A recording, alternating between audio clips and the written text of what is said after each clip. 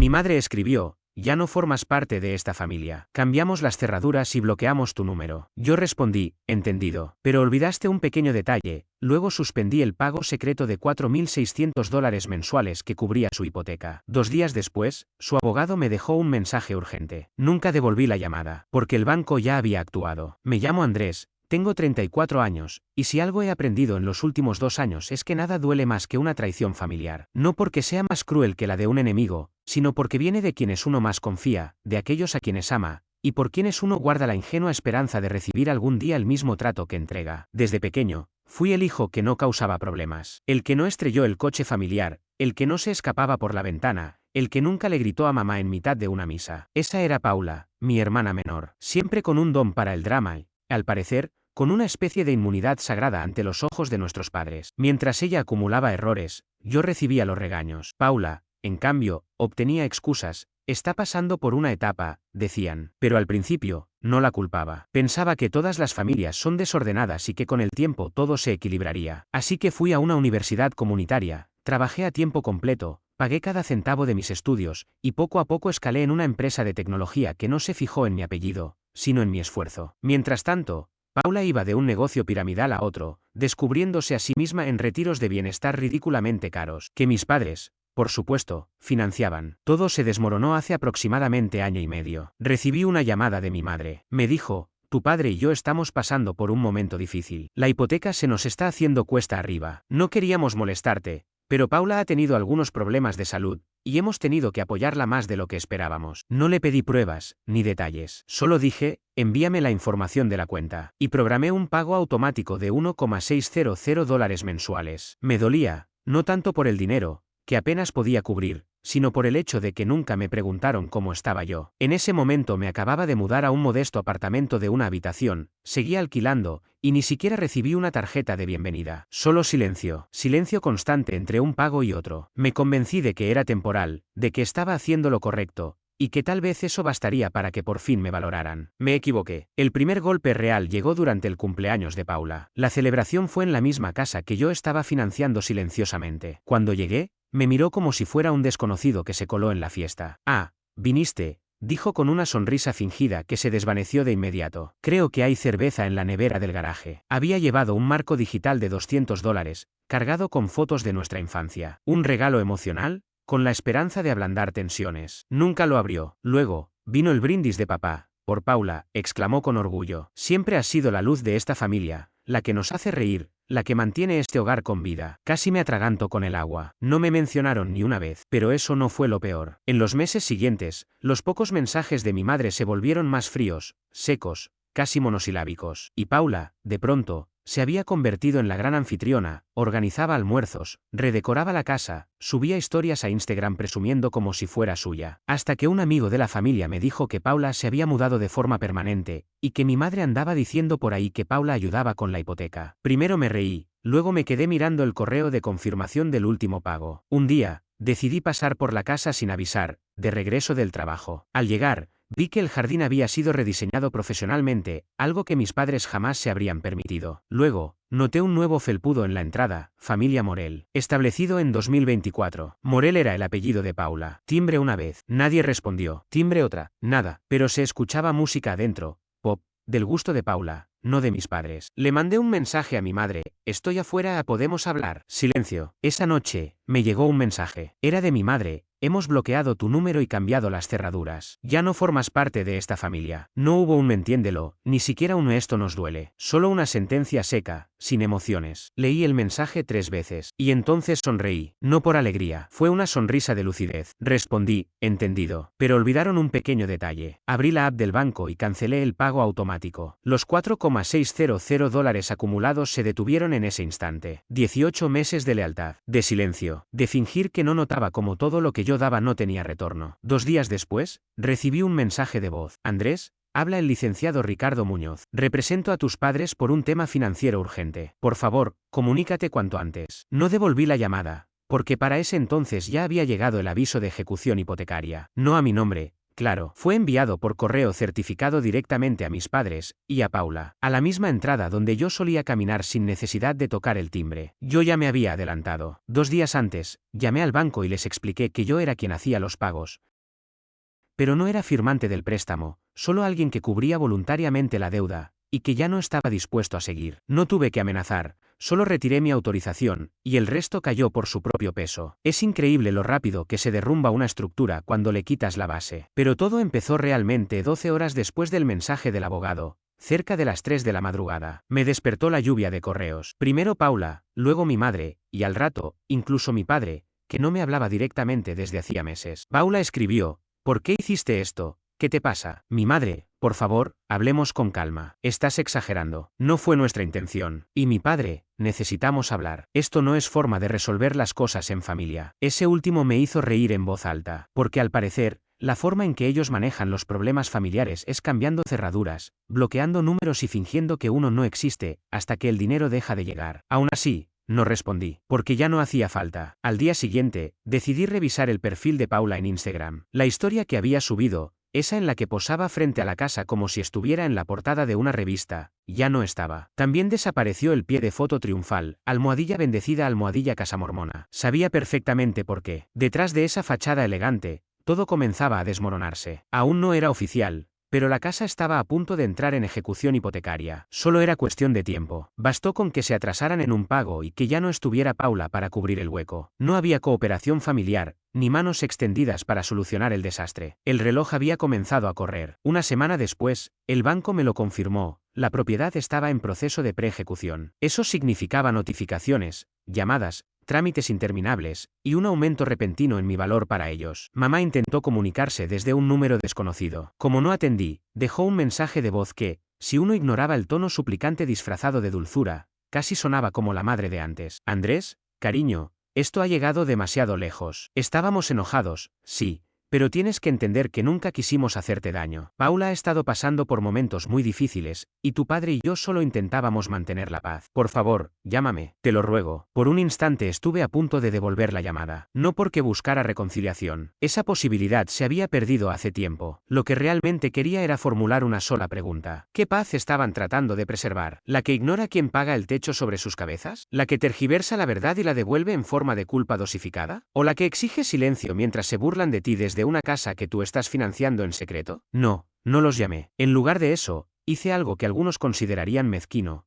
aunque yo lo vi como un acto de honestidad. Le envié a Paula un último mensaje, breve, directo, sin adorno alguno. Resulta que la casa no era tuya, después de todo. Ella lo leyó, pero no contestó, solo me bloqueó. Pensé que ahí acabaría todo. Me equivoqué. Lo peor llegó unos días después, con otro mensaje de voz, esta vez del abogado de la familia. Señor Muñoz, la propiedad ha entrado oficialmente en preejecución. A menos que se abone el total del monto adeudado de forma inmediata, el proceso legal continuará. Sus padres estaban convencidos de que esta situación ya se había solucionado. Por favor, comuníquese conmigo. Están sumamente angustiados. Me imaginé que sí, que estarían al borde del colapso. Habían pasado tanto tiempo confiando en que yo, el hijo que nunca exigió nada, ni elogios, ni regalos, ni reconocimiento público, continuaría pagando en silencio. Yo solo pedía un poco de decencia, un lugar legítimo en la mesa, un gesto de honestidad. En su lugar, le dieron mi asiento a Paula y le pusieron una alfombra roja, mientras me usaban como respaldo financiero en la sombra. Jamás se imaginaron lo que pasaría si simplemente me alejaba del escenario. Y ahora, según supe, andan desesperados intentando vender la casa. Buscan un comprador antes de que el banco la reclame por completo. Pero nadie está interesado. El mercado local está congelado y los rumores sobre sus problemas económicos ya se propagan por el vecindario como el humo de un incendio. La gente empieza a preguntar cuando ve a una familia, antes presumida, tropezar de repente. Yo no conté nada. No hizo falta. El silencio hablaba por sí solo. Aún con todo esto, hay algo que me duele. No porque los extrañe en mi vida, sino porque alguna vez sí lo hice. En su momento creí que si trabajaba más, si aportaba más, si callaba más, al final me verían, me respetarían, me tratarían como alguien que valía más que un número de cuenta compartido. Esa ilusión ya no existe. Y, curiosamente, es una de las pérdidas más liberadoras que he tenido. Pero el verdadero caos estaba por venir. 2 días después del último mensaje del abogado, estaba en mi departamento, tranquilo, en paz, sin deudas, todo pagado por mí, cuando escuché un golpe en la puerta. No era el cartero, ni un vecino, ni una entrega. Era mi padre. Abrí apenas lo suficiente para ver su rostro. Enseguida lamenté no haber mirado antes por la mirilla. Se le notaba mayor, cansado, como si el peso de su soberbia finalmente le hubiera pasado factura. Tenía los ojos enrojecidos, la camisa arrugada y el rostro sin rastro de sonrisa. «Andrés, tenemos que hablar», dijo. Lo miré fijamente. No, tú lo que necesitas es irte. Avanzó con paso firme, como si esperara que cediera, como si pudiera retroceder el tiempo a esos días en los que él daba órdenes y yo las obedecía sin pensar. Conduje 2 horas para llegar hasta aquí, dijo con ese tono que usaba cuando quería imponer autoridad. Ese no es mi problema, respondí, cerrando la puerta sin prisa. Pero su mano impidió que la puerta se cerrara del todo. No hagas esto. Eres mejor que esto. Ahí fue cuando perdí la calma. Empujé la puerta apenas lo suficiente para clavarle la mirada. Cambiaron la cerradura. Me bloquearon el número. Dijeron que yo ya no era parte de la familia. Y ahora que se acabó la comodidad, ¿te acuerdas de dónde vivo? Pareció confundido, como si esperara llanto o súplicas. No robamos nada, balbuceó. Eso fue idea de mamá, intentó justificar, como si pudiera esquivar la responsabilidad. Solté una risa incrédula. Ella apretó enviar, sí, pero los dos firmaron los papeles. ¿Tuviste cómo Paula se mudó? Como fingía que había levantado esa casa con sus propias manos, mientras yo pagaba todo en silencio. Y no dijiste nada. Retrocedió ligeramente, frotándose la nuca. Las cosas se salieron de control. Pero ya sabes cómo es tu hermana. Solo queríamos apoyarla. No, la estaban consintiendo. Eso no es apoyo. Jugó su última carta, la más gastada de todas. Es familia. Lo miré con incredulidad. ¿Y yo no? No respondió. No le hizo falta. Cerré la puerta sin titubear. Esta vez no intentó detenerla. Me quedé quieto, con la mano sobre el picaporte, el corazón golpeándome fuerte el pecho, porque aunque lo odiara, una parte de mí todavía quería que tocara de nuevo, que se disculpara, que lo dijera con sinceridad, tal vez incluso, que por primera vez en mi vida me dijera, estoy orgulloso de ti, pero solo escuché sus pasos alejándose por el pasillo. Esa noche, Paula volvió a intentarlo. Llamó desde el número de una amiga. Ya no sonaba enojada, sino derrotada. Andrés, sé que hemos tenido nuestras diferencias, pero estamos en un aprieto serio. Mamá y papá no están bien. La casa va a ser embargada si no conseguimos ayuda. ¿Podrías prestarnos unos meses hasta que lo resolvamos? ¿Resolverlo cómo? ¿Consiguiendo trabajo? Silencio absoluto. Estás siendo cruel, dijo finalmente. Solté una carcajada, no por diversión, sino por lo absurdo del comentario. Te pagué la renta durante 1 año y medio. Nunca diste las gracias. Me humillaste en tu cena de cumpleaños. Me excluyeron, me hicieron sentir un extraño en mi propia familia. Y ahora que ya no hay dinero, yo soy el cruel. No lo entiendes, dijo, alterada. No, Paula, interrumpí, con voz firme y gélida. La que no entiende eres tú. Toda acción tiene consecuencias. Y que nunca las hayas enfrentado no significa que yo deba seguir protegiéndote. Colgué. Bloqueé el número y entonces comenzó su ofensiva. No se detuvieron, ni siquiera lo intentaron. La tía María me escribió por Facebook fingiendo interés antes de soltar el comentario disfrazado. Tu madre está teniendo problemas con el corazón, el estrés no le ayuda. El tío Ron me mandó un correo pidiéndome que considerara ser el más maduro. Incluso mi madrina, a la que no veía desde el colegio,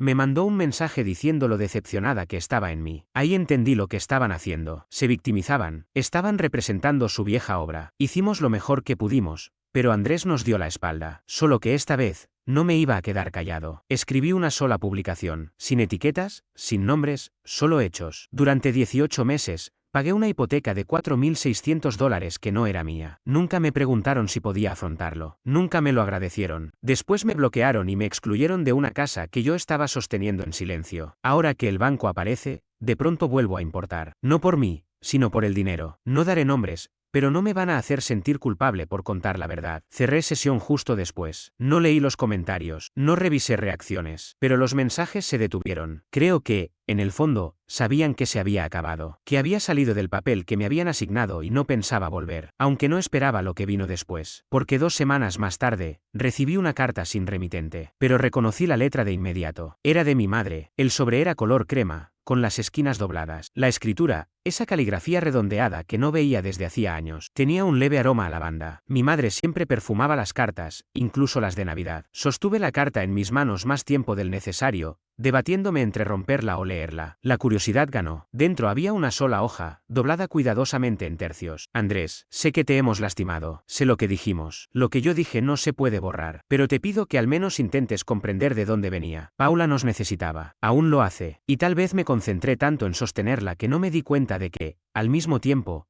te estaba dejando a ti hundirte en silencio. Nunca pediste ayuda, y yo asumí que eso significaba que no necesitabas nada. Hoy entiendo lo equivocado que estaba. No conocía todos los detalles de los pagos, solo algunos. Tu padre se encargaba de las finanzas, pero sabía lo suficiente como para entender que nos estaban sosteniendo, y aún así lo permití. Te dejé cargar con todo sin decir gracias, sin decir te quiero, sin decir que estoy orgullosa de ti. Andrés, estoy tan orgullosa de ti. Siempre lo he estado, pero en algún punto del camino, me olvidé de decírtelo. Estaba tan ocupada preocupándome por todo lo demás que no vi lo que eso estaba costando. La casa, probablemente ya lo sepas, se perdió. Ahora estamos quedándonos con una amiga de tu hermana, pero es algo temporal. Nada es permanente en este momento. Si no quieres volver a vernos, lo entenderé. Aún así, espero que algún día podamos sentarnos a la misma mesa, aunque sea una sola vez, sin exigencias, sin condiciones, solo como familia. Con cariño, mamá. Leí esa carta 3 veces, no porque no la comprendiera, sino porque necesitaba confirmar que era real. Parecía sincera, arrepentida, pero llegaba después de todo, después de las mentiras, las traiciones, las puertas cerradas con llave y los mensajes del abogado, después de que toda la familia me tratara como el malo por fin, decir que no. Y ahora que lo habían perdido todo, la verdad resultaba muy conveniente. Pero ya no sentía rabia, ni siquiera frialdad, solo una sensación de cierre. Por primera vez en años, mis hombros no llevaban el peso de una casa entera. Mi teléfono no sonaba cada 5 minutos. No había recordatorios de pagos, ni mensajes desesperados pidiéndome solo esta vez. El silencio ya no me parecía soledad. Era paz. Y no pensaba renunciar a ella, ni siquiera por una disculpa. 3 semanas después, vi la casa listada para subasta. Las fotos estaban online. Cada rincón se veía más vacío de lo que recordaba. No por la falta de muebles, aún estaban allí. Era algo más profundo. Era como si, al fin, la fachada hubiera caído, y la casa reflejara lo que en verdad era, no un hogar, sino un decorado sostenido por el sacrificio y la negación. Una vecina de toda la vida, la señora Campos, una mujer que sabía todo lo que pasaba en 5 cuadras a la redonda, me escribió. Me contó que mis padres habían tenido que desocupar la casa en menos de 2 semanas. Paula no lo tomó bien. Hubo gritos. No llegaron a llamar a la policía, pero estuvieron cerca. No me sorprendió. Una semana más tarde, recibí otro correo, esta vez del abogado del banco. Por alguna razón, aún figuraba en los papeles como parte interesada, y querían saber si pensaba participar en la subasta. No respondí. Dejé ir la casa, y por primera vez en mucho tiempo, también me dejé ir a mí. Empecé a gastar dinero en mí mismo. Nada exagerado, pero con sentido. Renové mi apartamento, hice un viaje solo a la montaña y dejé el teléfono en modo avión todo el tiempo. Compré un coche de segunda mano que no estaba sostenido por cinta adhesiva y oraciones. Me inscribí en terapia, y esta vez, sí asistí. Dejé de revisar el perfil de Paula en redes. Bloqueé el chat familiar. Cambié mi número. Eliminé las cuentas de pago automáticas que tenía guardadas. Un día, caminando por una librería, tomé un cuaderno en blanco. No sabía qué iba a escribir ahí, pero sentí que algo debía comenzar. No para procesar el dolor, para eso estaba la terapia, sino para registrar quién estaba empezando a ser, ahora que ya no tenía que cumplir con el papel que me impusieron, el confiable, el cajero, el hijo invisible. Ese tipo ya no existía. Pasaron los meses. No supe más de ellos. No recibí llamadas, ni mensajes. Llegó Navidad, sin tarjeta, sin texto, sin un solo saludo. Y por primera vez, eso me pareció un regalo. La noche de Año Nuevo la pasé solo, en mi nuevo hogar, con una taza de té en la mano, mirando fuegos artificiales desde el balcón. Pensé en todos esos años intentando ganarme el cariño de mi familia siendo útil, en lo rápido que me descartaron en cuanto dejé de serlo. Pero, sobre todo, pensé en lo cerca que estuve de creer que tenían razón. Y me sentí orgulloso de haberme alejado, de haber quemado ese puente que me juraron era el único camino, de haber sobrevivido, y de haber construido algo mejor. Una mañana, ya entrado el comienzo de la primavera, recibí un correo de una dirección desconocida. No tenía asunto, solo decía: ahora lo entiendo. Lo siento, no tuve que preguntar quién lo había enviado. Tampoco respondí, porque a veces, la mejor respuesta no es una escena dramática. Es vivir una vida tan plena, tan libre, tan auténticamente tuya, que quienes te rompieron se queden preguntándose cómo lo lograste sin ellos. Y la verdad es simple, dejé de esperar a que les importara. Y empecé a elegirme a mí, todos los días.